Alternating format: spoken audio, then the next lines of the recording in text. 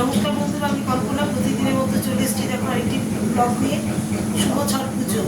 হ্যাঁ, এবার কি করছি দেখো, আমি কি করেছি আজকে, বেশি কিছু করিনি। এই দেখো এখানে শুধু ভাত করেছি, গরম গরম ভাত। ভাতের মধ্যেই এই যে দেখো আলু সিদ্ধ, কচু সিদ্ধ আর একটা টমেটো সিদ্ধ দিয়েছি আমার জন্য। আমার ছেলে খায় না টমেটো সিদ্ধ। এখানে এটা গাঠি কচু সিদ্ধ, আর এগুলো আলু সিদ্ধ, আর এখানে করেছি বেগুন ভাজা। এই যে এটাই আজকে আমার মেনু। আর ওখানেও একটু বেগুন ভাজা হচ্ছে, আর রাতে পরোটা খাবো। এই দেখো এখানে বেগুন ভাজা হচ্ছে, আর রাতে ওই যে এখানে ওই সাথে দেখো প্রেশার কুকারে মটর সেদ্ধ করছি। রাতে ইসে করবো, ঘুগনি করবো আর পরোটা করবো। আজকে আমি এখন এই সেদ্ধ ভাত খেয়ে ও বাবুকে বেগুন ভাজা আলু সিদ্ধ আর ঘি দেবো, ও খেয়ে নেবে। বলেছি যে ও সোনামুখ করে খেয়ে নেবে। এবার আমি বলেছি যে আমরা তো একটু ছট পুজোয় প্রত্যেকবারই একটু নমস্কার করতে যাই। গতবার গেছি, গতবার থেকে এর আগে করতাম আগে, কিন্তু মাঝে যাওয়া হয়নি।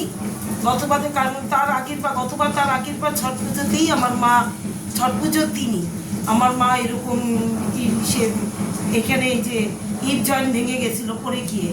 তারপরে খুব বাজে গেছিলো সারা বছরটা, জানো না।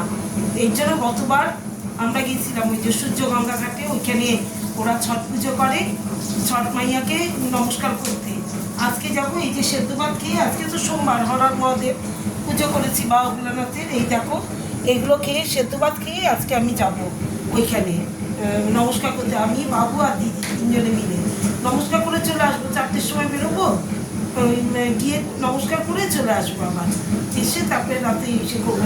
সেদ্ধ ভাত খেয়েই যাবে, এর জন্য রান্নার কোনো ঝামেলা রাখলাম না। বিকেলে পরোটা ঘুগনি করবো আর কি। এই দেখো তাহলে আজকে আমার মেনুগুলো হচ্ছে গরম গরম সাদা ভাত, এখানে আলু সিদ্ধ, কচু সেদ্ধ আর একটা টমেটো সেদ্ধ আমার জন্য, আর এই যে বেগুন ভাজা।